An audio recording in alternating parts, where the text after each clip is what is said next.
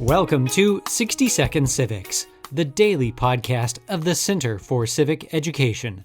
I'm Mark Gage. As president, George Washington demonstrated the value of a strong executive in the hands of a trustworthy person. He stayed within the bounds of presidential authority outlined by the Constitution and the acts of the First Congress organizing the executive branch. For example, Washington conscientiously sought the advice and consent of the Senate in making appointments to office and in executing treaties with foreign governments, as the Constitution required.